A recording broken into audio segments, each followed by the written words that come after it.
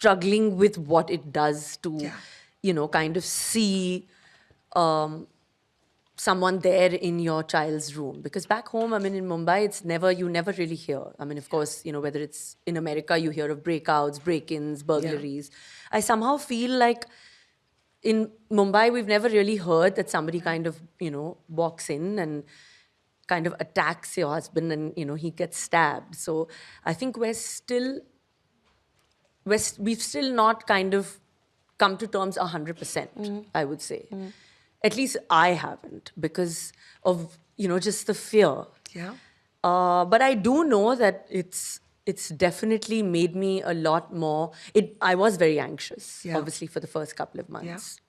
And it was very difficult to kind of sleep and very difficult to kind of get back to the person, and that kind of normalcy. Yeah. But somehow I kind of realized that it kind of just, the memory fades more and more. It's there in your, kind It's of somewhere gut. deep It's always inside, there. yeah. It's like death, when you lose someone, Yeah. you never really get over Yeah. it.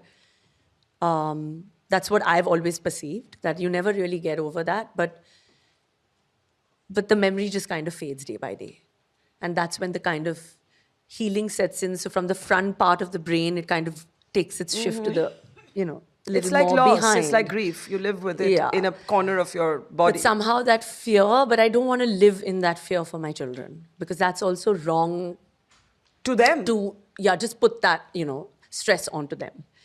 So it's been a tough journey to maneuver from fear and anxiety to kind of balancing the fact that I am a mother and I'm also a wife, because at the same time, my That's husband right. did get stabbed.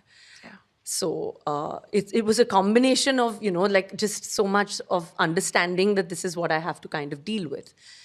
I'm just really happy and blessed and thank God that we're safe. Yeah. And we're definitely stronger as a unit, because we've seen it. And I hope that my two boys will grow up being a different kind of resilient, because they've kind of seen their Yeah. father being attacked. My little one still says that, but my father's Batman and Iron Man, he can take on anyone. That's the way he looks at it. So the good thing is that, in our eyes, definitely Saif is Iron Man, because he did take that beating. And Yeah. so for us, that's it. And I can just thank God that my children are safe. And they've seen blood, they've seen everything. But that trauma, I somehow feel, will make Taimur and Jay a different kind of a man, is what I feel. Yeah. They've also been so sheltered, and Yeah. then they've suddenly seen this.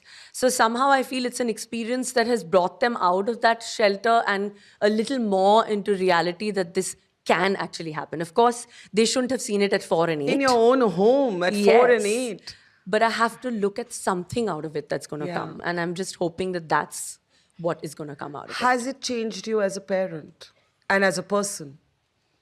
I think as a parent, I'm trying to just, like I said, not put my stress and anxiety onto them. Yeah. But as a person, of course, it's kind of shaken me to the core. But I mean, that it's happened, and I have to kind of move with it. But like Saif said, that we can't, live in that fear.